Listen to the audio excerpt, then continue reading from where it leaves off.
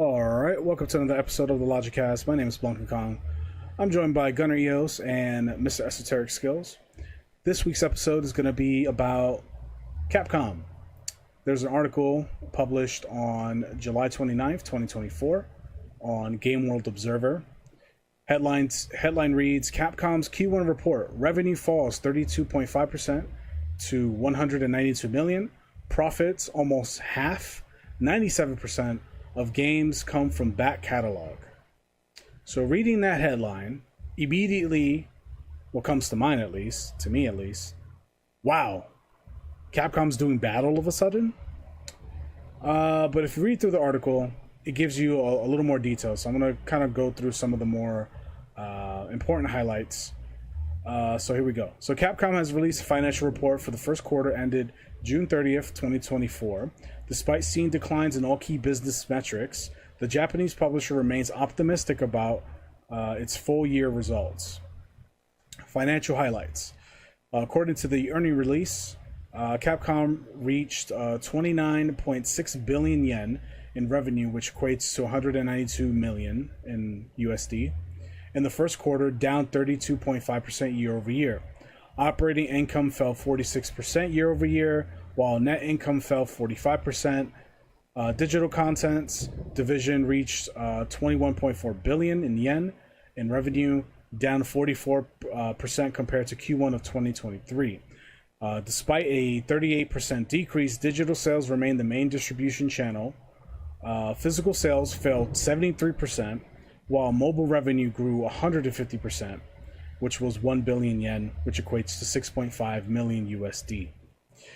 So on the screen now, you see this digital contents performance chart. And this is basically like a profit losses chart comparing year to year for Capcom's overall performance. This first line here is the net sales. It's measured in 100 million yen per. So 2020 they had 214, 2021 439, which is very high, very good. 2022 198, 2023 378, very healthy, and then currently in 2024 back at 214. So it's akin, if you're hearing thunder, it's raining right now where I am from, so that's not a sound effect intended for the podcast. So anyway, 2024's performance is akin to that of 2024's performance is akin to 2020, with a plan in 2025 to fucking quintuple it at 1250, which that's a tall order. Yeah. And we'll get into the details of that soon enough. So I'll stop there. Well, I guess I could go through the rest of it and then we could talk about it. So underneath the digital content performance, Capcom attributed the decline in business metrics to a lack of new major release titles, which I think is 100% correct, with titles like Monster Hunter Wilds scheduled for the second half of the year. For comparison, the company launched Street Fighter VI in June 2023, which contributed to its growth during that period. The Japanese publisher still plans to set new financial records by the end of the current fiscal year, ending March 31st, 2025. Capcom expects its full year revenue and operating profits to reach $1 billion USD and 416 million respectively. I don't know the different. Well, I guess it's revenue and then operating profit. So the revenue would be $1 billion, and then the profit, the turnover, would be 416 million. That makes sense. Okay, best-selling Capcom games in Q1 of 2024. In Q1, Capcom sold 9.53 million copies of games, down 29% year over year. Back catalog accounted for 97% of the total, while sales of the new titles reached 274,000 units. And then they have like the breakdown here. So Monster Hunter World did almost 1 million copies, which is very impressive. Iceborne did 800,000. Monster Hunter Rise 700,000. Rise Sunbreak, which is the expansion to Rise, is almost 700,000. Resident Evil 4 Remake, almost 500,000. Street Fighter 6, same. Dragon's Dogma, 461 million, or 461,000 units. That's actually a new title. That's their only new title, their only new major title in 2024. Updates on Capcom best-selling franchises. Resident Evil sits at the top at 160 million copies sold in general. Monster Hunter right behind it at 103. I mean, not right behind it, but close enough at 103 million. Then it's Street Fighter at 55 million. That's a big drop. Mega Man at 42 million, Devil May Cry at 32 million, Dead Rising at 17 million, and Dragon's Dogma 2 at 12 million copies, which is impressive for a single title to have that much under its belt. It's nothing to scoff at. Capcom noted that Resident Evil Village became the fastest selling game in the series to reach 10 million units sold 3 years after its launch. So, with all that being said, I'll leave it to you guys to respond first before I get into any other details. Go for it. Okay. Well, I think we can all see and recognize that Capcom is indeed solidified itself as one of Capcom's flagship titles. Like, this thing is pulling some weight. Oh, Monster Hunter, you meant? I mean, sorry, Monster Hunter. Ooh, Yeah. Excuse me. Yeah. The rain's getting to me too. So yeah, Monster Hunter, big, huge franchise. They recently announced Monster Hunter Wilds, which is brand new Monster Hunter. Seems to have the same DNA as Monster Hunter World, which personally I'm big on. I'm happy for that. So I mean, one could be expected that this is a drop. Like Kong said, Dragon's Dogma 2 was really the only brand new title that came out, and that's a sequel to an arguably over decade old game. So, like, good on Dragon's Dogma for doing that well. I mean, it just goes to there's not much coming out from Capcom. A lot of theirs have been remakes of older games, 3DS games, DS games. We had like the Mega Man Battle Network collection. That's just a compilation of Game Boy Advance games. The Phoenix Wright collections, compilations of DS games. They just announced the Miles Edgeworth collection. That's another compilation of DS games. So I think, like, things are going to change once Wilds come out. Wilds is coming out on PC day one with the console now, because Capcom has seen, as clearly indicated, an uptick in PC and digital support, and so that game's going to come out day and date with the console version. The console version is going to be cross-play with the PC version, so now everybody's going to have an incentive to play on the platform that they enjoy. I think Monster Hunter Wilds is going to be huge, and the investors are going to be happy if they don't make stupid requests like asking for Monster Hunter Wilds to release in holiday of 2024, which is a real thing an investor asked in their recent investing call. So, luckily Capcom is not doing that, or we have a Suicide Squad situation. But yeah, I'm not totally surprised, because Kong pretty much said it. It's like there hasn't been a whole lot as far as hard-hitting big titles from Capcom in this year, with the exception of Dragon's Dogma, which did well for them. So I went off, rambled a bit. I'll give it to you, Esso. Well, I mean, I couldn't have said it better. Honestly, looking at the updates on Capcom's best-selling franchises, Monster Hunter is a juggernaut. I expect it to overtake Resident Evil, due to the fact that a big chunk of its success came from Monster Hunter World. Like, the amount of sales rose exponentially, given it the position that it's in, and just by name alone, because they announced Monster Hunter Wilds, people still went back to purchase the other Monster Hunter games.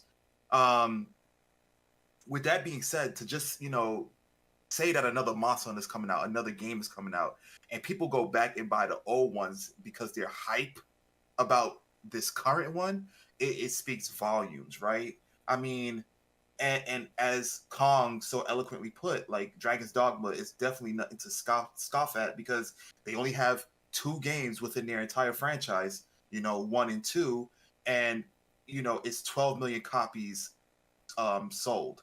And the game came out. It was what, this year or was it last year? It was this year, right? Where Dragon's Dogma 2 came out. Yes. Yeah, it came out in I think this year, 2024. April, right? Came out April 2024. April, yeah, it was It was a month after Stellar Blade because I did pick it up at launch. So April 2024, which that's huge to be. But anyway, I'll let you continue. It's absolutely it's absolutely huge. Like, okay, Dragon's Dogma franchise, 12 million copies sold, right? Lifetime sales 3 million. So in other words, it sold 1/4 of its overall sales, which is like phenomenal. Like, that's to take a quarter of that entire pie. That's pretty good. And who's to say what how many more sales they're gonna have throughout the end of the year, right? Because I haven't gotten my copy yet. There's a couple of people that's probably waiting, to acquire theirs. So who's to say how much more million it will go up to? And for a franchise that is over a decade old, because of the fact that the next iteration of it didn't come out until now, it definitely speaks volumes. So I have to address the 2025 plan. It's pretty alarming based upon what they want the output to be. I think that they're holding, as they should be, they're holding Monster Hunter Wilds in such high regard, but I don't know if it's because of that it will solely reach the goal that they're looking for. I'm not sure as to what other titles that they have on the rise for 2025, but yeah, I think Wilds will be a big chunk of that success, but I don't know if it'll be the sole thing that they can just release for it to be that successful. So let's dive into that. So let's go back to the digital contents performance chart and let's compare these years. Now, full disclosure, this is the second time we're recording this episode. We did a full hour on this topic already. So a lot of the points that it's like deja vu, like I'm having the same conversation again. So I'm trying to, that's like pulling the curtain back for those listening. But yeah, it was like a recording issue. So yeah. Apologies if this sounds like, I guess, too good. Like we've come extra prepared. That's not necessarily the case. It's just kind of, we already did this episode and we just have to re-record it. But anyway, I thought that'd be a fun little thing to mention. So don't give us a secret. I mean, yeah, I fucked up producing the episode. Big secret. So anyway, so let's look at 2020, right? 2020, they're at 214 million yen for that year. That was a weak year. Resident Evil 3 remake came out that year. The Mega Man Zero collection came out that year. Resident Evil Resistance came out that year, which was just packaged with the RE3 remake, so it doesn't really count. Mega Man X Dive, which is a mobile game, and Capcom's Devil May Cry 5 remastered or definitive edition relaunched that year because it came out, I think, the year prior, 2019, officially. So really, there's only one major release for that year, and that's Resident Evil 3 remake, which underperformed, and rightfully so, because it's a pretty subpar Resident Evil game. It underperformed in a year that video gaming blew up, quite frankly. Like, there was a lot of opportunity. Like, if they had planned better, I think they could have met a lot of success. If they had 2021 titles come out in 2020, I think those games would have probably doubled in sales. But anyway, that's their 2020. 2021 is a much better year. If you look at their chart, I mean, it's very healthy. 439. They've more than doubled what they made the year prior with Resident Evil 8 Village, Monster Hunter Rise, Monster Hunter Stories 2. What's this game here?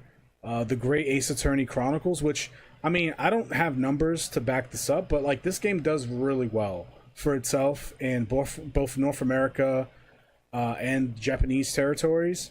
It's not. I mean, obviously, it's not up there with Resident Evil Monster Hunter, but like considering, I think this game takes a lot less resources to develop. It does really well for itself. So, that's not a major release, but it's a sleeper hit for sure. Capcom Arcade Stadium, and then the Ghost and Goblins Resurrection, which is pretty good game. Hard as fuck. Didn't finish it, but that came out that year too. That was a digital release. I think it was like $15 or $20. So 2021, super healthy year for Capcom. I think Monster Hunter and Resident Evil, respectively, have the lion's share of their sales, considering these are like full-fledged releases. And I think Monster Hunter Stories 2 probably did really well. Well, I know it did really well, but I think it contributed quite a bit to that 439 there. 2022, we saw a dip, but that year also wasn't particularly amazing. So they re-released Resident Evil 8 in Gold Edition with the expansion. They had the Monster Hunter Rise expansion with Sunbreak. They had, it's listed here, but it's not really a thing, Resident Evil Reverse, which came out, then got axed, then was beta tested again, then got axed again, and now we don't know what's happening with that game, but fuck that game. Rest in peace. It's shit anyway. Capcom's second arcade stadium game, as well as the Capcom Fighting Game Collection, which I did buy for Switch. Not a lot happening that year. I think the biggest thing was not Resident Evil, but the Monster Hunter expansion, and probably to a lesser degree the Resident Evil 8 expansion. Not huge. Now, if we go to 2023, this year's gargantuan compared to the others. If you look at the chart, 378 yen, 378 million yen. This year they had Resident Evil 4 remake come out, as well as the DLC same year. Monster Hunter Now, the mobile game, which is doing amazingly, and they even kind of talk about it here, where they say physical sales fell 73% while mobile revenue grew 150%. That's all Monster Hunter Now, obviously. The Capcom Battle Network collection, which is a smaller release, but still that performed really well for a port title. Street Fighter 6 did extremely well. I think it was reported to be the fastest selling Street Fighter game within its first month, or first like 4 to 6 weeks. So it did really well. I did pick it up when it came out at launch, and I enjoyed it. I think Street Fighter 6 is a great entry. And if you haven't played it yet, I say definitely give it a chance. Don't let Street Fighter 5's influence, determine whether or not you play Street Fighter 6. Different development team, different philosophy with how they, handle balance changes and things like that. Great game. Mega Man X Dive became offline, and they resold that game for $25 on all major mobile networks, as well as Steam. So they recouped a lot of money, I'm sure, for people who wanted to continue to play this game, which I think was very smart on their end. Is to not just, because that's an online only game, or at least it was, and for them to not, Capcom is so good at recycling, to not just throw away that content. They instead repackaged it and sold it to you as now there's an offline mode, right? It's super smart on their part. And then Exoprimal, their online only third-person dinosaur shooter game. Really weird. I had fun when I played it for the first week, but yeah, I don't know. I doubt that contributed much. But they did get a big check from Microsoft because this was a Game Pass title. So I'm sure that check was healthy, and so that justifies the existence of that game. So yeah, that's 2024, 2023, and then 2024. Dragon's Dogma 2, and it's reflected in the sales. And Monster Hunter Stories Collection, which is just a compilation. Apollo Justice Ace Attorney trilogy, which is just a compilation of Ace Attorney games. And then the only other new title is the Kinitsu Gami Path of the Goddess, which is a tower defense style game. With a really interesting art style, but it's not, I wouldn't consider it a major release. This is one of those passion titles that they wanted to release and see how it would do, and I don't know how it's doing, but it's not shattering any records, let's just put it that way. So yeah, to wrap up my point, or this point, no shit, Capcom's Q1 report has so many like dips compared to the previous year. 2023 for Capcom was fantastic between Street Fighter 6 and Resident Evil 4. So these titles are a little disingenuous in my opinion. And this is what I hate about American business, like, you know, Western business. It's like this whole year over year conversation of like constantly comparing one year to the next.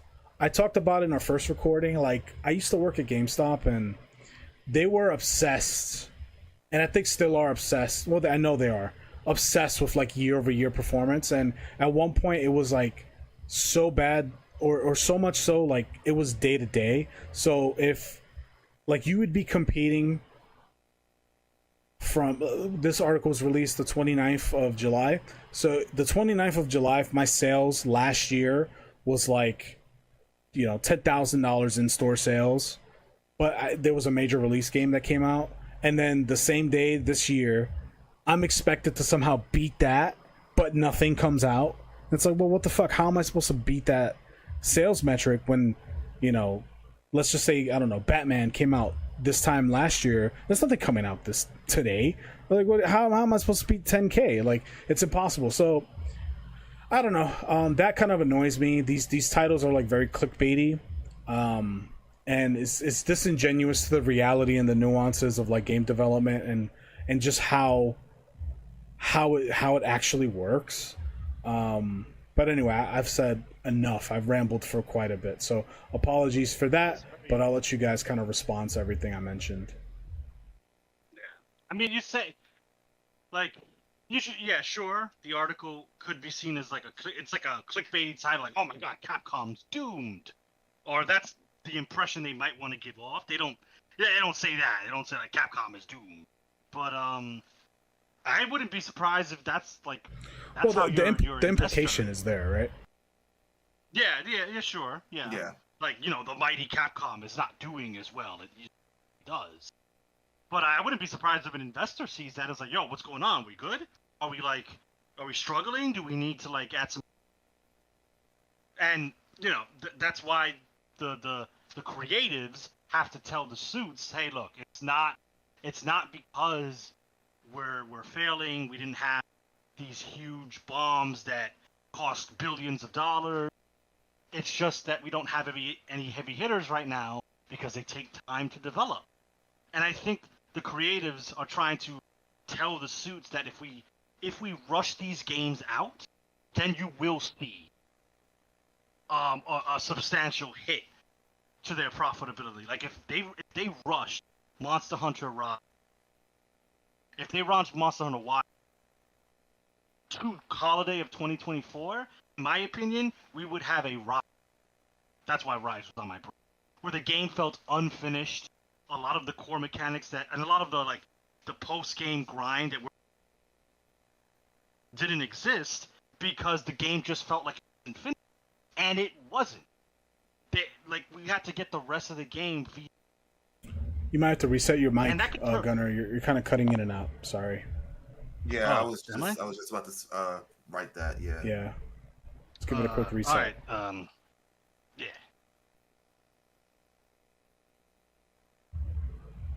So while Gunner resets his mic, what are your initial thoughts on that? Esoteric. Yeah, I absolutely agree that it is a bit disingenuous. You know, as yourself and I were actually, you know, going to college for like game design, we did learn that there are absolutely other variables that come at play in terms of, you know, productions and whatnot. You know, also as a consumer and, you know, as an avid game player, video game player, enthusiast, or whatever, what say you? We understand that there are several variables, you know, that we have these types of things that takes time. You know, you have to animate the characters, you have to model them, and even before that, you have to come up with the concepts, you know, and anything within an artistic realm, it absolutely does take time. And I also feel that investors, if they're not doing so already, they need to be a little more knowledgeable in the things that they're investing. because if they would do the research, they'll understand, well, here's why certain periods of time these companies were successful, or they had a much better fiscal year than the others, by us dabbling into games and being interested in these types of ordeals, we were able to understand and conclude that the reason why 2024 looks poorly on paper is because there's only one big release that came out this year. And I just feel that these investors need to be a little more cognizant of the fact that this thing can happen, and to give the people that they're investing in a little bit more grace, because another thing that happens within the gaming sphere is that companies will rush titles and they won't be as optimal as they should have been. And given that the Monster Hunter brand has bloomed and blossomed into like a juggernaut of a title, a juggernaut of a franchise, because prior to World, a lot of people weren't playing it. Monster Hunter was a niche title. A lot of people didn't know about it, particularly in the US. Given that it is a juggernaut of a title now, if you were to rush it, then a lot of people will be really upset and frustrated and be reluctant to purchase the next title. Because honestly speaking, based upon Monster Hunter World, I think a lot of people purchase Rise because of the hype that Monster Hunter Worlds produced. And then now that people have purchased Rise and they're like, oh my god, this is not what I was expecting, I'm shocked that they're not reluctant to buy Wild, simply because of Rise's success. That's probably because they announced that it's the same developers who made World, so maybe that's why they're okay with it. But basically what I'm trying to say is that if they were to rush titles, even like Monster Hunter Wilds, that the backlash would be pretty bad, and that will pretty much mess up their productivity or the amount of people that's going to purchase that title in the next iteration, or maybe the expansion, because I am expecting Monster Hunter Wilds to come out with some type of expansion in the near future once it releases. So yeah. Oh yeah. Gunnar, most you definitely. back? Yes. Hopefully. So far, you sound good. good. So Yeah, I know it's also raining in my neck of the woods. I don't know if that's affecting my internet or my mic, but hopefully we're good. Yeah, I'll just try to condense what I was trying to say. I think I heard the tail end of Esoteric speaking, and I kind of agree with him. That's kind of what I was saying, that it's just because this month is not anything big, and then once 2025 comes out, once these Monster Hunter games, they've had their full time to develop and they release in the good state that I feel they will, like they're gonna see the growth that they want. Also, we don't like it in this group. I'm not a big fan of it, but the Monster Hunter Now, is it called? I think that's going, we don't like mobile games, but it's going to do well for them because it's a mobile game, easy to access, everybody has a cell phone. So I see that doing very well for them, as much as I'm not a big fan of it, which is also a Monster Hunter title, so it appeals to the old and new fan base that Monster Hunter has generated over the last couple years. That was synopsis of what I was saying earlier. Yeah, I also want to interject there, Gunnar, and say that I just recently, like prior to the taping of this, I did read that Mr. Beast, who is like a well-renowned streamer, he's actually doing a collaboration with Monster Hunter Now as well. So that will only bolster, the fan base of that mobile game. No doubt. So yeah, those numbers are gonna go up. Currently there's some controversy with that dude. That's not the place of this podcast, but if you know, you know. But regardless of that, the man has a pretty I'm trying to find better words, an astronomical like following. Like his channel's huge, predominantly with kids. And what does the modern kid have in their pocket? A smartphone. Yep. And if they see Mr. Beast is hunting Rathalos, it takes no time at all for them to just download Monster Hunter now and play so they could get the Beast skin or whatever the heck they're giving away in the game. And Capcom's happy. They're like, oh, Mr. Beast, he's cool, because it drives more people to their game. Personal taste aside, because that when it comes to the money numbers, how we feel about that doesn't matter. It's what's going on. So that's a good point. It's a very good point. Yeah, so there's a lot to be said here about the creatives, like the developers, the directors, the artists, the programmers, versus the suits, the corpos, the investors, Mr. Moneybags, Mr. Krabs himself, and their constant kind of back and forth, and the realities of that situation of basically the creatives have to kind of bend the knee and kind of give in to, or at least cater to the expectations of the investors, because the investors are fronting the money to allow the creatives to create.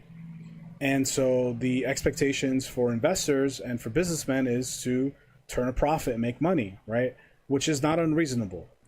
And creatives' expectation and wants is to create quality products and to create quality experiences, which I think is a noble thing, and I think we need more of, right?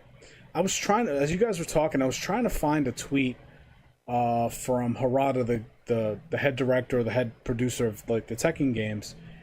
Maximilian did a YouTube video response to the tweet, and the tweet, it was a very long tweet. It was like 10 paragraphs long about basically the realities of being a developer, and kind of the dance that he has to do with corporate and the expectations that the industry has from the business side of creatives. Like it's, and this, I think this might be more so on the Japanese business side, not so much North America, but I think there's parallels to where if you're like the head developer of a game, according to Harada at least, and this is not, this is me paraphrasing because I couldn't find the tweet to directly quote him, but he basically says that like it's expected of you when you're in a leadership role, because when you're the director or the developer of a game, you're in a leadership role, but you're in a leadership role in a creative project. It's different from being in a leadership role if you're working at the bank or something like that. But the same expectations that exist within the corporate structure of a bank, let's say, or let's say a chain of stores or something like that, or a restaurant, is expected of, apparently exists in the gaming space too. So they have to do this weird transition from like being a creative leader to being a business leader, and that's a hard transition for many. The best example of that is the former CEO of the development studio behind Helldivers recently, well, I say recently, I mean this might be like a month or two ago, but I think that's pretty recent, recently stepped down as a CEO and gave that position, or the responsibility of that position, to someone who is more focused on like the business end, because his logic was, well, I started off as a creative and I kind of inherited this like CEO title through tenure and just time, and I'm unable to fulfill the role of being like the CEO and being like the head of this like corporation, while also keeping an eye on creative and having like an objective opinion on like what balance changes look like and what additional content looks like the creative side of things. Like it was hard for him to balance those two things, and I believe it. Like I can only imagine how stressful it is, and how the stress of being a corporate executive can kind of sour and taint your ability to be creative in a positive way. So I say all of that to basically give a little bit of grace to the executives and to the investors, because that at the end of the day is their job. And it's frustrating for us from a consumer standpoint because we only really think about the stuff that directly affects us, that being the actual product, the end product. The middleman, and I hate to put it that way, but the middleman in that equation is the developer. But without the developer, none of this works. Like, none of this happens. We have nothing to consume, and the salespeople have nothing to sell. So that's why, executives and investors need to, they kind of have to, it's like a tug of war. They kind of have to give up a little bit to the creatives in order to get what they want, right? So Gunnar brought up the example of like the investor on the investor call for Capcom, how they wanted Monster Hunter to be released a little earlier. That particular guy who asked that question is looking at it from a very short-sighted perspective of like, well, if we release it earlier, we'll make a ton of money now instead of later. Well, yeah. But what he's not seeing, or what he fails to see, is, well, if we release the game earlier in an unfinished state, that's going to affect the reputation of the game. That's going to affect the sales of the long-term sales of the game, which is a big part of Capcom's success, right? Their back catalog. If their back catalog didn't exist, that's 97% of sales that they would have never made, right? So their back catalog is a big part of their business plan and their business structure. Their games have a lot of legacy appeal to it, and their games, I think, do a good job of testing, of passing the test of time. Because I mean, I still to this day play, Capcom games from the 90s and even 80s. Like, I'll go back and play Mega Man 2 every now and again, right? Same. And sometimes I'll rebuy them. Like, I have a Steam Deck, and I was looking at the Mega Man Legacy Collection. I was like, I'll pay $10 for that, right? Like, that adds up after a while, and that's a big part of their success. So I just wanted to kind of bring those examples in, and put that out there for those listening. Like, I know I could be really hard on executives and like business people, but that's really like just the gamer side of me. But there's a business side in my head that like understands why that is, and their role is important, because without those guys, then these games don't get funded, and then probably don't get created. So like, everybody kind of has like a stake in the skin in the game, and like do have a purpose overall. They're not all, probably most, but not all money hungry goblins that deserve to fucking burn at the stake. They're not all that way. There's a lot of them, but I'm trying to give them the benefit of the doubt, so I understand why these metrics matter and all that. So anyway, I'll leave it at that. I'll let you guys respond. Yeah, no, that's a good point. It's a good point. I just, you're right. You can't just, it's a delicate dance. Everybody has to kind of, placate to everybody. And like you said, you got to give up some things to get other things. It's just, I hope that, at least like an investor side, if the goal is to make money, as a creative, you can show them examples, which in our modern gaming industry, there are plenty of examples of games that were rushed before they were ready to be released, that have closed down studios. And if I was a creative and I wanted to keep my job and the people that work under me, I would show that to investors. It's like, look at this game. This game came out last year, for example. They rushed it and they released it on holiday of 2024 or of 2020 whatever, and the game failed and the studio closed. Now, if you want your investment to be 10x'd, don't do this. Let us make the game we know we can make and release it in 2025, and I can promise you, and that's kind of like, you're promising on a hope and dream, but it's got some proof behind it. I'll promise you that this game will make bank.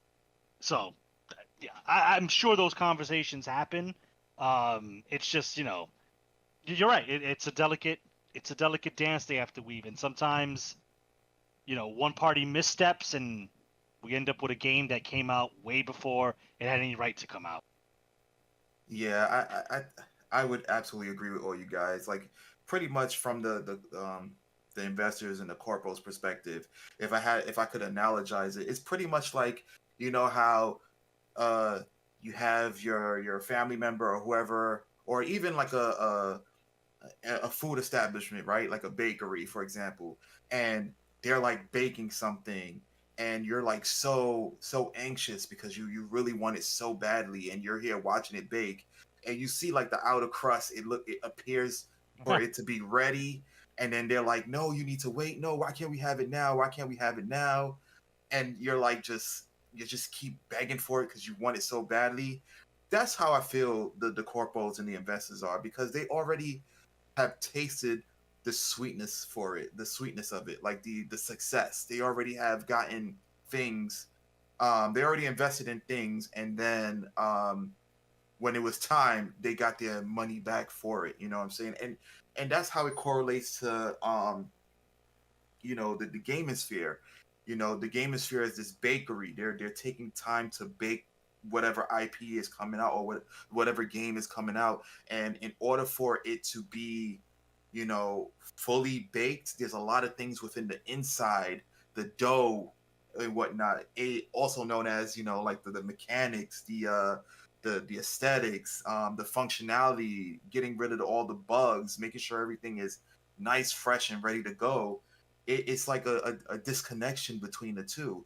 And I also feel for that guy you mentioned, Kong, who stepped down from Helldivers, the company that made Helldivers, because it's pretty conflicting. When you come from, it's kind of like let's say you're playing a game, and you're so comfortable in this particular class system, right?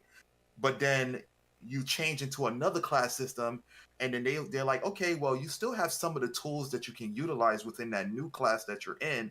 However, the tools that you really like are grayed out because this class no longer utilizes that. And I feel like that's how that guy must have felt, because he understood the ins and outs of being in the trenches, of being a developer, of understanding, in order for a game to be fully accepted, it has to function well, it has to look well, it can't be buggy, etc., etc. But from him, transitioning to his new role, he has to appease his new audience or his new bosses, i.e., the executives, in order for him to sustain his overall job. So I'm pretty sure the reason why he stepped down, because it was conflicting ideas. He wanted to speak for the developers. However, in his position, it was pretty difficult to do that, because it's like, you're one of us now. You shouldn't even convey these messages to us. You need to think how we think and whatnot. And so, like, I wouldn't have wanted to be in his shoes, and I completely understand why he decided to step down, because he probably felt that his peers amongst his group, the things that they wanted were, I mean, the harsh term would be unethical, but from his perspective, it would be unethical in the sense of like, well, I like to make great games, so I wouldn't want to be told to tell the people who also agree with my sentiment to rush these great games that could potentially be made. So, yeah. So I have another story. I found the tweet from Harada. He's very active on Twitter, so it took me a minute to like find it, but yes, some would say a little bit too active. Yeah, but anyway, he tweeted this June 25th, 2024, so a little more than a month ago now. But anyway, I found that and I linked it in our chat so you can see it there if you want to read. I mean, it's a long read, and then I'm also going to link it in the description down below along with the Games World Observer Capcom article for those listening if you want to read that stuff. But he also mentioned, and this is kind of like piggybacking off of what like the sentiments you had for like the Helldivers, the former Helldivers CEO. and he talked about Soul Calibur and in that tweet and how the last Soul Calibur game to come out was Soul Calibur 5. Oh, no, Soul Calibur 6, excuse me. Six. And how that was like a passion project and how it was like back to the roots of Soul Calibur. And I liked Soul Calibur 6. I played it and I enjoyed it for what it was worth. Same. But I didn't play it in the long term for whatever reason. I think maybe just other stuff came out, and Monster Hunter came out, so Monster Hunter World. So that once that game came out, that kind of took over everything. But Soul Calibur 6 is a very good, competent fighting game, and they did a great job with it. Project Soul. However, he kind of pulls the curtain back and he reveals that like there was a lot of creatives. There was one guy in particular, I couldn't find his name, but it's in that tweet, that like a longtime developer there was really championing how do you championing, right? It just sounds wrong. Championing the Soul Calibur franchise. Championing. Never mind. You right? Okay, I'm not crazy. It sounds kind of wrong, but he championing. Championing. This is a new podcast. Yeah, championing. Yeah. Championing. There you go. English is my first language. So anyway, the guy championed. I'm just gonna go with past tense there. Championed the Soul Calibur game, the Soul Calibur franchise, and really pushed for it, right? And eventually, they gave him the opportunity and the funding to make the Soul Calibur 6. He basically put his career on the line for that game. He said, "I'm gonna make you the money that trust me, bro. It's gonna work." And that game I think is great, and it looks pretty solid. But they gave him the budget, but it wasn't like a huge budget. It was like a budget just enough to get a game out like that made, and I think they knocked that out the park. But while the game it sold okay, it didn't shatter records. It didn't, it didn't hit the mark that he had promised it would hit. And that guy was basically forced to retire, or not retire, but leave that company. And so that's a tough position to be in, and there's not a lot of people that would be willing to put their career on the line on a project. That's huge, right? And so taking it back to the Capcom article, it takes people like that people like that doing things like that, putting their stamp of approval on a franchise, on a project specifically, and go, no, you need to give me extra development time. Yes, it's going to cost you an extra $5 million, but you're going to make your money back. And like they're putting their neck on the line. And so, big respect to that guy who did that for Soul Calibur. I hope he's rebounded and he's doing well financially and career wise. But that whole tweet was a big eye opener for me, and I appreciate Harada sharing that story because it informed me a little more and showed me like some of the struggles that they go through. Because being a game dev, like there's a lot of, especially in the social media age, there's a lot of negative criticism that comes their way, and these people are human at the end of the day.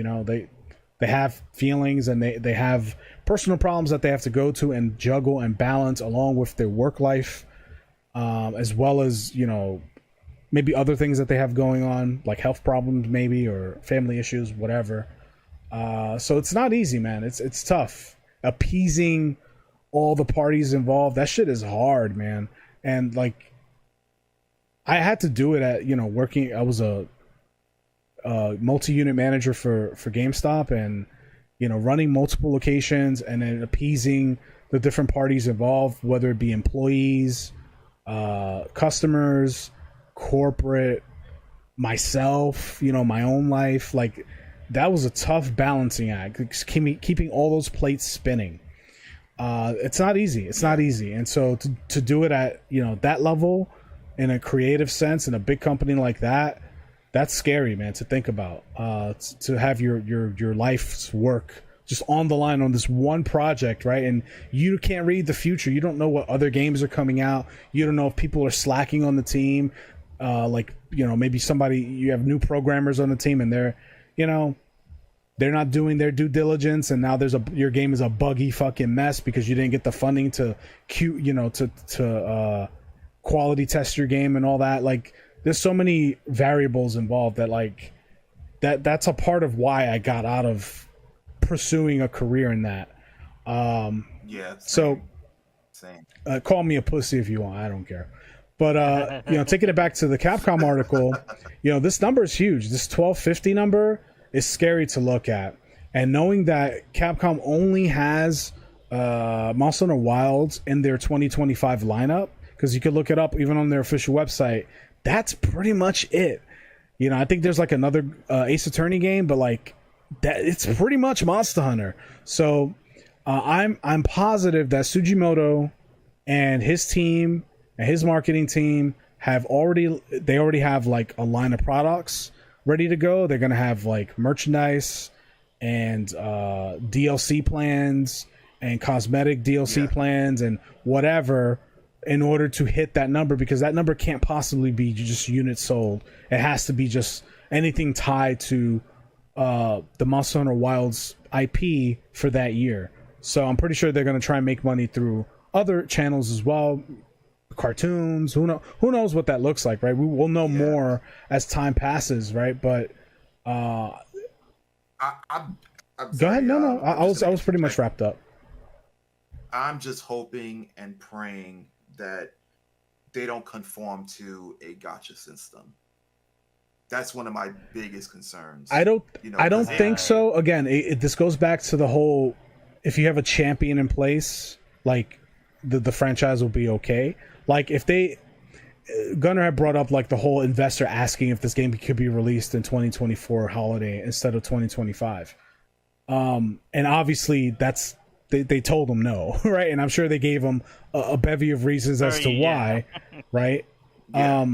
That's the kind of defense that we need to see in these developers, in Sugimoto at Capcom, in Harada at Bandai Namco, in I forget the gentleman's name. I don't have it on hand. The guy who championed Soul Calibur. Like these are the guys who are defending the egregious fucking bullshit that could happen that we see in other games, like the sports titles, like gacha games in general, like Call of Duty, that with all the loot boxes and all that nonsense. These are the guys who are standing in the way of that. So as long as Sugimoto's at the head of any Monster Hunter project, I'm very confident that the game is going to retain a sense of honor in its design. However, he's not immune to whoring out a franchise to make a few extra bucks. Like there's pachinko machines in Japan for Monster Hunter. They tried multiple times to make a card game out of Monster Hunter. I wouldn't know. I have the complete set of the Japanese card game for Monster Hunter.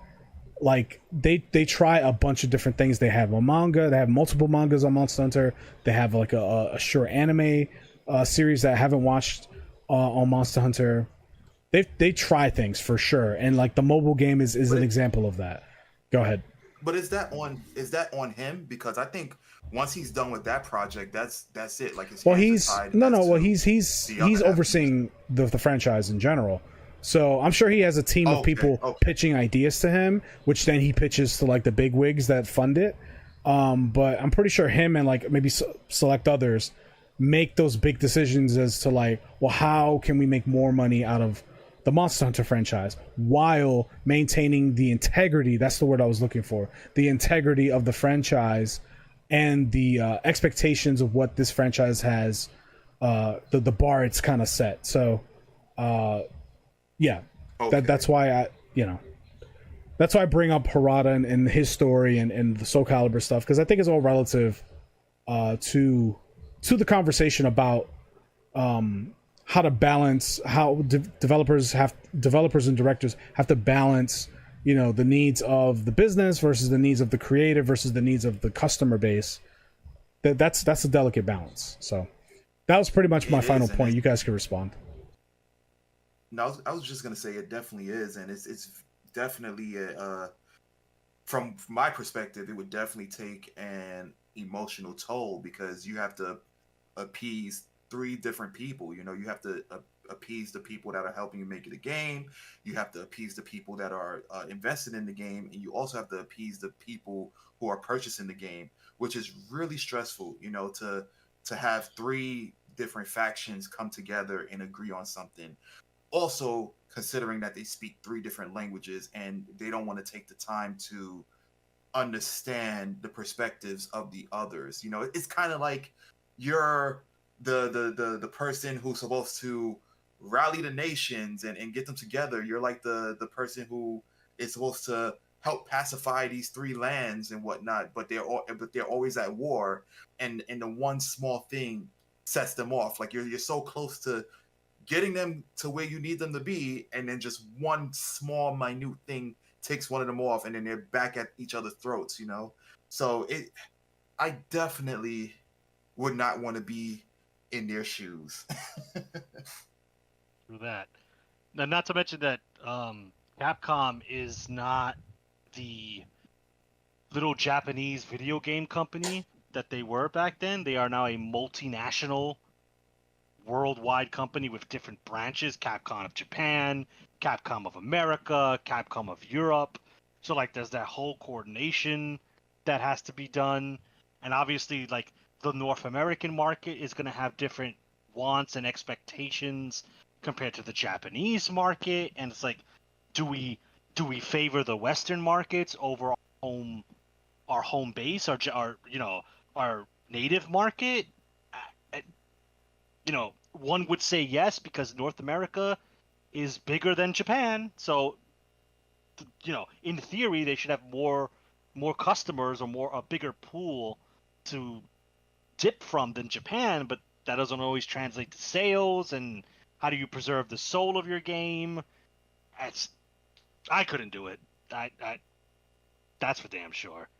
But you know, I think we will see some monetization options with Monster Hunter. I think they're gonna go harder on the cosmetics. You've seen it with World, you've seen it with Rise and Sunbreak and Iceborne. How, like, they started adding more hairstyles you had to pay for, emotes, dances, even cosmetic clothing options that are not in the base game. And, you know, like I said in a previous topic, that's another discussion that people don't care for. I'm one of them personally. But, you know, it's the easiest thing that one could monetize to get them that little bit extra money. And as long as they don't start charging me for monsters, I mean, I'm willing to deal with that devil, personally. So. Yeah. Anything functioning wise, if they were to charge us like, oh, this great sword has this particular attack power. That, you know, I hope they never add, like, yeah, actual weapons, because then you're no better than Call of Duty. Because Call of Duty does that. They'll add guns you can't get normally in a loot box. So even if I could just buy, like, Light Bowgun Slayer Extreme from the store for, like, $5, even if it's $5, even if it's just a small amount, no. At that point, you've crossed the line. Yeah. So, yeah. I hope we don't get there, but when they have expectations like we're seeing, I'm gonna push back on that. So let me ask you guys a question before I bring this point, and then also I wanted to before that, Yotoriyama is the developer, or was the developer of Project Soul Calibur 6. I wanted to make sure I put that out there. Yotoriyama. Ooh, Japanese names are tough. Oh, Yotoriyama. Yotoriyama, sure. Hey, Yotoriyama, there you go. I'm gonna need you in Japan, brother, because I'm gonna sound retarded. So anyway, in any case, I'm gonna push back on the whole, like, I don't want them to charge us for monsters and stuff like that. And here's the reason why. And here's my question: what's the difference between them charging for individual monster DLC packs or bundle packs versus an expansion? I would say the difference would be the fact that they're probably going to make more. Well, let me ask you this way. Let me ask you this first before you answer that question. Are you okay with, like, Monster Hunter World has Monster Hunter Iceborne expansion, and in Monster Hunter Rise has the Sunbreak expansion? are you okay? I mean, I know we all bought the expansions, but were you okay with paying for the expansion? Just answer that first, and then the second question. Yes. I was okay with paying the expansion Okay. because like it's considered okay. So the reason why I was okay personally with paying for the expansion is because the expansion overall had a lot more to offer within the purchase. It had new maps, it had new monsters, it had new weapons, new missions, new story. Like they bundled everything together to to to justify us coming us basically relieving our wallets of money. Whereas you're paying $5 for each monster. Like that's a little ridiculous to me. So the expansions, I think, ranged for like $40 DLC. I think they were both $40, right? I believe If you so. already own the Give or game. take. Okay. Give or take. So, and each expansion had at least, I want to say, maybe 10 to 12 additional new monsters, right? Not including DLC updates. So how much would that be? Like, if per monster, let's just say it was 12. So that would be $3 a monster. If they released, Okay. instead of doing expansions, and they did it kind of like fighting games where there'd be like seasons, but everything doesn't come out together, it comes out in like 3-month intervals, and they charge $2.99 for each mission, right? Like if you want the Nargacuga quest, it's going to be $2.99 to unlock the quest. Would you, instead of getting a major expansion and getting maybe a year or two of just like seasonal updates, would you be opposed to that? Personally would be opposed to that simply because like as we stated earlier, if you give them an inch, they'll take a mile. Like it'll start at $2.99, but then it's going to become $3.99, then $4.99, then $5.99. Then who's to say that depending upon the monster or the popularity of the monster, let's say like okay, for example, Royal Lu drops $2.99, and then they bring out Fatalis. I'm pretty sure he's not going to be $2.99 as well. He's probably going to be maybe Well, no, $6.99. he'll be a premium. He'll $7.99. probably be $9.99 or something like that. Yeah. So overall, you know, the overall output will end up be spending more money. Not to mention, we also within these expansions, we've gotten maps, we've gotten more of a story. You know, we've gotten more weapons. If they were to monetize all those additions separate from the expansion price, we would pay way more. Okay, so before I respond, I'll let Andrew, or I'm sorry, I'll let Gunner respond. Oh, doxing, no! Get him, swat him, swat him.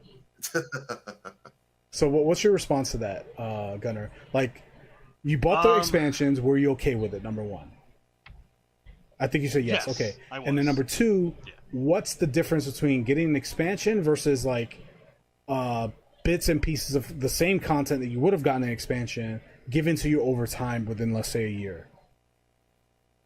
Okay, so the reason I was okay with the expansion was kind of what along the same lines of what Esoteric said. With the base game, let's just say Rise, because that's the latest Monster Hunter. Rise, even though I was incomplete in its ending, it still was a complete game, right? You went through normal rank into high rank, and you ended at a certain rank. So I felt that the money I spent on Rise was justified because I got a full game's worth of content. Like, I got my money's worth. And then when the expansion came out, it wasn't just monsters, like Esoteric said. It was monsters, new weapons, a new rank tier, G rank, new areas, new game mechanics, a new end game grind. So it felt like, okay, cool. I think you mean more master rank. Lol. I'm just kidding. Master rank. Well, yeah. it is master rank, but it was formerly known as G rank. I just wanted to throw that out there. Right. So sorry, I'm using boomer, like super boomer terms for you new hunters out there. Master rank. Right. So it was more game on top of a game. It's the equivalent of like an expansion for like Final Fantasy. I used to be heavy into that. So the base game of Final Fantasy had all this stuff, and then the expansion was just like, hey, you like stuff? We'll give you more. and it's the same principle. So if they sold the new monsters piecemeal, it might be a a subconscious thing, but I feel like I'm getting nickel and dime instead of you just packaging all that content in one bundle and selling it for like $40, for example. Yeah. Because then if I'm playing Rise and I have to buy, Hyper Zenogre, Hyper Rathalos, yada yada yada, it's like at a certain point, me spending those little purchases, I was like, did I pay more for the game in microtransactions than the actual game? What was the point of getting the base game then? So it could be like a placebo thing. It could be just in my head. I think so. But I'll let you wrap up, and I do have a counter. Yeah, but if you like nickel and dime it, it's just like you could have just released this as one solid package, and it would have been received better. Yeah. Now I can't even say well I would have liked the physical version because I would be lying because both the Monster Hunter Iceborne, Iceborne did come in a physical disc. Yes. The Monster Hunter Rise was digital only, so someone could push back and say, well, it was all digital content anyway. What does it matter if it was in one solid lump or piecemealed out? And I can't really hit you back with a strong argument because there really is no difference. It's just the perceived value of something in one lump sum or one lump bundle as opposed to it being piecemealed. It feels like you're taking something away from me and now you're feeding it back to me in little snippets instead of just going, hey buddy, I know you like game, here's a big ass chunk of game. Just give me $40 and you can enjoy it. So yeah. Just before you go, Kong, I wanted to also add that it could also be the time difference as well, right? Because like if they're going to they could release a bundle of monsters like, oh, here's the bundle or whatnot. But I think the manner in which that they would operate would be, okay, here's Rathalos this week, and then by next week we get another monster. Given how we play Monster Hunter, we usually run through these monsters relatively fast. So what am I going to do in the meantime when they decide to release the next monster in question, as opposed to getting that bundle and we have options to hunt whatever monster we wish to, Yeah, I hear you. Listen, from a consumer standpoint, I love the current Monster Hunter business model. Like, I'm not complaining at all. But from a business standpoint, I could see the merit behind wanting to charge. Those free DLC updates could have easily been $2.99, $4.99 DLC update editions. Oh yeah, 100%. Yeah, absolutely. And Absolutely. I am of the belief that would have been worth it. So for me, like, let's say, and hopefully not, but let's say they slow down on the free update content and they decide, you know what, we're going to charge because there's a premium game. We're going to charge for extra missions and stuff like that. Honestly, I'm okay with it. I'm going to be okay with it because this is the way I see it. Monster Hunter World and Monster Hunter Iceborne together collectively with the DLC updates, I've only really spent on the core game. I'm not going to include the collector's edition I bought because that's all optional. On the core game, I really spent $100, $110, something like that. And I got over 1,000 hours of gameplay over the course of like 3 years. That's unfathomable value for what I got to what I invested. And the Capcom and Monster Hunter reached the success that they did because of that quality, right? And so it would be a crime for them to go against that and to charge for DLC because that was a part of their success. Is those free DLC updates and people seeing the value of that, go, yo, this game is crazy. Like, they give you all this free stuff and like with no catch, like you just get to play it and that's it. Like, it's really smart, but it's also very risky because there are other examples of games that would have free DLC updates, and then that studio was shut down, the next year because they just didn't hit the mark and didn't make the money, and that could have easily been Monster Hunter, right? But luckily, World was a quality enough game and it had enough marketing behind it to where it did as well as it did. So I don't know. I'm kind of stuck between a rock and a hard place when it comes to this because I think the content is worth it. I would rather spend $5 on a monster quest versus a cosmetic in any game. And I'm guilty of spending money on cosmetics in like fighting games specifically. I've spent a handful of money on costumes in Street Fighter 4, and I know that Esoteric has as well. And I know that Gunner, you've spent cosmetics on all sorts of games. You know, like League of Legends and games like that, and Overwatch. Yeah, all those cosmetic hairstyles in Monster Hunter World, Iceborne. Yeah, I bought them all. Yeah, but I feel with that, right? Like the cosmetics did not relinquish the overall functionality of the game, right? So like let's say if I have to purchase a like a monster, right, in Monster Hunter, let's say it's $5.99. Behind that monster is a couple of functionalities of the game. The monster comes with armor, which, you know, it might be beneficial to whatever weapon I'm utilizing. He might have parts for a weapon that I need to get, or an upgrade for a weapon that I can't max out unless I buy that monster. Like there's a couple of elements that come associated with that monster alone, which is why I like the idea of them just giving us the expansion and giving us everything at once. I hear you, and I don't disagree with you necessarily, but isn't there more value to buying something that's functionally better or different than just a cosmetic? Shouldn't the cosmetics be free and the functional content be charged just because it inherently has more value to it?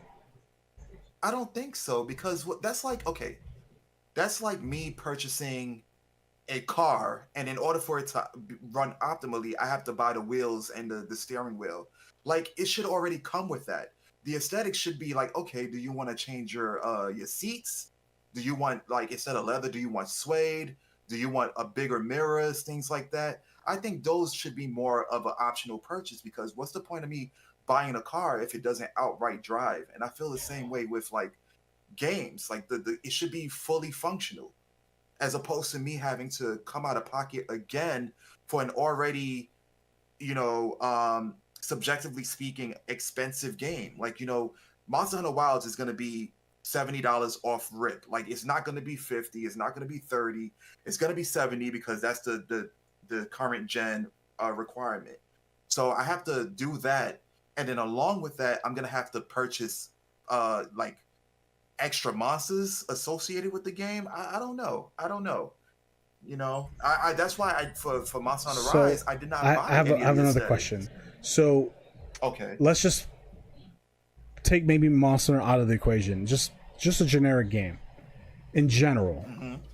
From a consumer standpoint, in your opinion, would you be more incentivized to buy something with that provides you in-game value versus something that doesn't? Like if you had to pick a $5.99 costume versus a $5.99 weapon upgrade, which would you buy faster, and why? So unfortunately, I would buy the weapon upgrade faster, but I'd be upset because that weapon upgrade should already exist within the game. I should have all functionality in my experience of playing this game, you know, as opposed to, okay, in order for me to upgrade this weapon to its max, I'm required to pay more. You know, it's kind of like when we played Final Fantasy Dissidia, you had the option to grind it out, and it was a gacha system. It definitely was. But then people were more inclined to pay for, like, okay, so they had like these special weapons for each character and whatnot. The characters were free as long as you know, progress the story and whatnot. So they had special weapons, and some of those big weapons were a requirement, but they were backed by a gacha system, and a lot of people had to pay for those weapons in order to get them because of the gacha system. So that was a way for them to bypass it.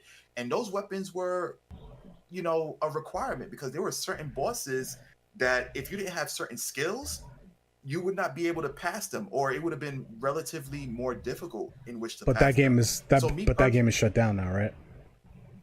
Yeah, it is shut down. So, yeah. Mm-hmm. This kind of supports my point, right?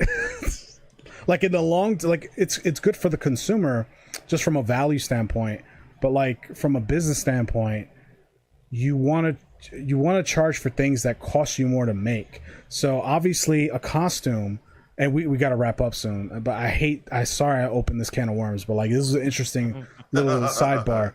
So okay, let's say a restaurant, for example. Let's say you run a restaurant or whatever, and you have complimentary breadsticks that cost you relatively not much to produce, purchase, and serve, right? That's most restaurants. They give you like biscuits or breadsticks or something like that, right? Well, why? Well, because probably that's cheaper than, mozzarella sticks or, bang bang baby shrimp or something like that, like a nice appetizer. It's like I'd rather pay, like if I had to choose to pay $4.99 for the mozzarella sticks versus the breadsticks, I'm gonna buy the mozzarella sticks because that's like a higher premium dish in terms of like taste and maybe quantity versus just like plain bread with like a little package of butter on the side or whatever like that.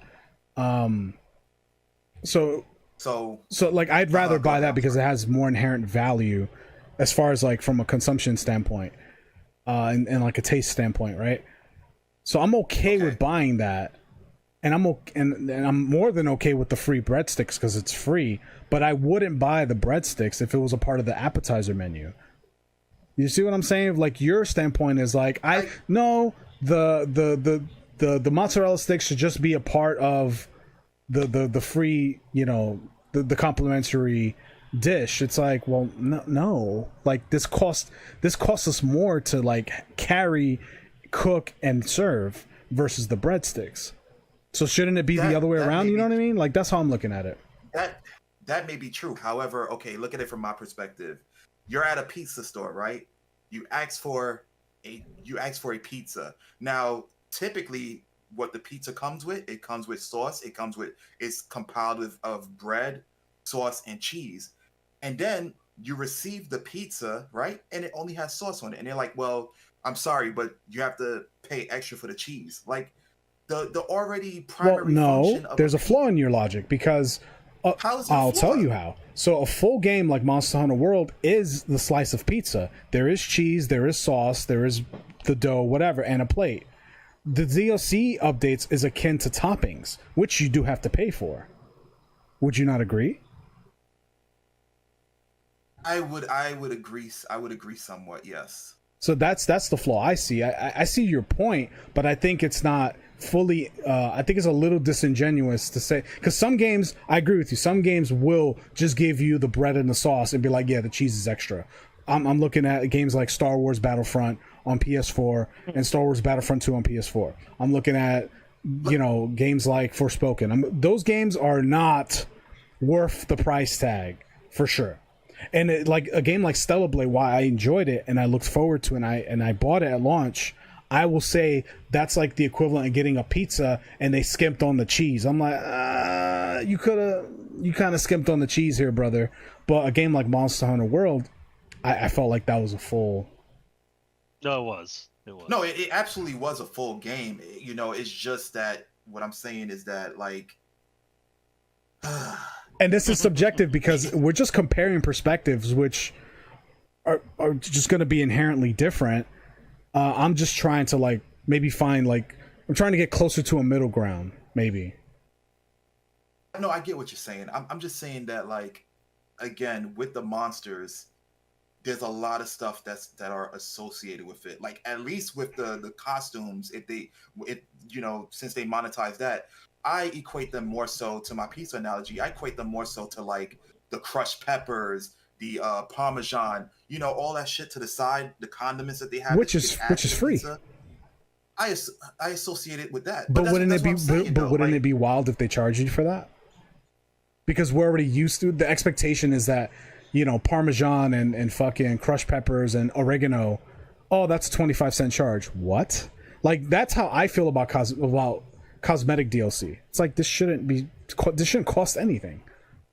But look, but here's the thing. I wouldn't be opposed to them charging for it simply because it wasn't the primary ingredients of what a pizza is. Same could be argued. Same could be argued about DLC updates. I guess. I mean, am I wrong? Like when I'm not the saying you're fighting wrong, game comes but- out and you get the base fighting game, the expectation, at least modern day expectation, the DLC characters are not free ever. What your they're not, but position is? They should be free because they're fighting game characters in a fighting game, and that's a part of the pizza. It's like, well, No.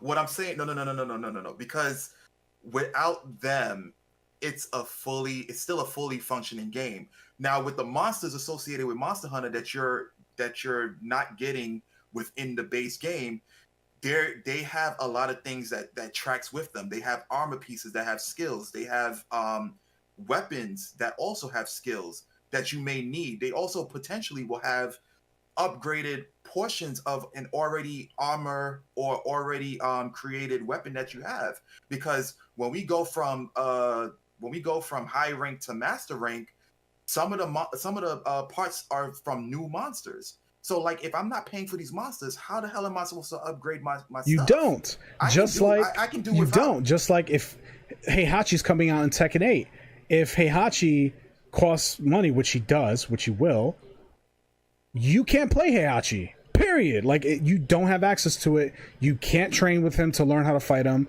You just simply do not have access. You can fight against him if you fight online or whatever, but like that's the end of it unless you pay the $5, which makes sense to me. It's like, so what's the difference with Monster Hunter? So, okay, so I know we're probably way over time. We are. But the my reasoning why I would never want actual hard content to be paywalled is how they respond to the paywalled content. So if Monster Hunter, the only way to get certain, like Alatreon, Fatalis, and the monsters we got in Iceborne was to pay them, you have now caused a schism in your community. You're going to have the people who either can't afford or refuse based on whatever personal principles to engage with that content. Your community is now split. You're going to have the community that bought Alatreon and bought Fatalis, and the community that doesn't. And one community is going to feel slighted and potentially not support your next game because, oh, well, if they're going to charge for monsters in World, they're going to charge for them in Wilds, and I don't want to play that shit. Whereas cosmetics, that is emotion based. So for me, cosmetics should not be. I have learned to become okay with cosmetics being sold because that is the lesser of two evils. But if you keep piecemealing out your cosmetics, your game gets to the point where it's bland, and I look bland. And in order for me to no longer look bland, I have to give you $20. Where you can just easily have cosmetics in your game so I can differentiate myself and make my character look different. For some people, that doesn't mean anything to them. They'll play base Ryu and they will never touch a single outfit. As long as Ryu is there, he is playable. I don't care about getting broken shirt Ryu, tracksuit Ryu, or hip hop Ryu. I don't care. So the cosmetics are subjective. Me, I'm along the lines of I like having all of Cammy's costumes, and it sucks that I have to now spend $10 per costume to get all of Cammy's outfits. Where I would much rather have grinded out fight money, for example, to unlock Cammy's outfit. But I am a niche situation within that Street Fighter example. In terms of Monster Hunter, if I now have to pay for monsters, at a certain point, we are going to be playing different games. There's going to be somebody who's playing one version of Monster Hunter who did not buy a single piece of Monster DLC, and then there's going to be another person who's playing a very different version of Monster because they did buy all the Monster DLC. And causing that schism in your community is going to it's going to hurt you. It might not hurt you a lot. It might not hurt you at all. It might bankrupt your company. So that's why I don't think Monster Hunter should ever sell monsters, because you're going to create a problem, much like Call of Duty did with their maps. If you didn't have the maps, you couldn't play on them. So it became people who don't have the map packs play over there. People who have the map packs play over there, and it split the community. That's why after a while, even Activision realized that and started releasing the maps free of charge to everyone. They upsold it as like, oh, look at us, generous Activision. But even they recognize if we split our community too much, people are just going to leave. And we better hope to God the people supporting us are enough to justify our existence. So that's why I'm not a fan of if Monster Hunter started selling monsters. I'm also not a fan of the outfits, but I have learned to accept it because it does not have a direct causal impact on like the game. If I have an outfit and you don't and Esoteric doesn't, it doesn't change the Monster Hunter experience. But if I bought Fatalis and you didn't buy Fatalis and Eso didn't buy Fatalis, that does have an actual impact on our gaming experiences within the same game. End of rant. No, that I hear what you're saying, and I don't necessarily disagree, but I really just wanted to challenge your points and exercise them a little bit. Because listen, to me, if it was my way, all the content would be free, period, and it would just be unlocked in game, just like it used to be back in the day. So that's my overall like preference and position. I don't want to pay extra for anything if I could help it. And expansions was just a way for them to add DLC in the age of not having like the internet infrastructure that we have now, which, you know, was just a practice that I think we just got used to. Just like Monster Hunter and their business model, we're just used to them distributing free DLC updates, and so I think we're just spoiled. And you know, it's not okay for Monster Hunter, but it's okay for all these other games to do. But because Monster Hunter hasn't been doing it, and I think that's a little unfair. But I understand because, you know, they haven't been doing that. Why do it now? I get it. I'm just pointing out the hypocrisy behind that position, because I think it is hypocritical to be like, yeah, I'll spend $10 on a dress for this character, but like, don't you dare charge me $4.99 for content that took, you know, 10 times the effort. It's like, what? So like that logic makes zero sense to me. But I understand that people have different what would you call it, like different proclivities for like what they value more. Like some people will value the costume more than the character or a monster mission because they value the way they look more than they do something that's more functionally you know, functionally beneficial, if that makes sense. So anyway, I don't want to go any deeper because we're already super over, but that I enjoyed that little back and forth. That was fun. So maybe we'll do an episode on that in the future. So anyways, let's take it home. For those listening, if you made it this far, appreciate your viewership. Hope you enjoyed the conversation. Leave a comment down below. Let us know what you think about Capcom's earning reports and Capcom's future. And, you know, chime in about the whole DLC thing, cosmetic versus function. I'd love to hear your opinions. Leave a like on the video, dislike if you disliked it. Subscribe. We do content like this every single week. So every Wednesday at 12 p.m. Eastern, we release a new episode on a range of topics like this, or sometimes we'll do tier list episodes and things like that. This episode went a little long. Most episodes go about an hour or so, anywhere from 55 minutes to an hour, 65 minutes. That's usually the hit point. We went a little over because we had like a little sidebar, so apologies for that, but hopefully you glean something of interest at the very least from that particular sidebar. Anyway, check the description down below for the links. I'm going to provide the Harada tweet about just behind the scenes discussion about the development of Tekken and Soul Calibur, as well as the Game World Observer Capcom article. Give that a read. You'll see it on the screen, but if you want to read it yourself, it'll be available to you there. Check the description as well for our social medias. So we have Facebook, Instagram, Twitter, Discord, TikTok. We also have a Twitch channel. Mr. Esoteric streams 2 to 3 times a week. Every week on that channel, he plays a variety of games. Give him a follow, check his content out, and hopefully I'll see you there. With that being said, gentlemen, I'll see you next week. Take it easy. Right.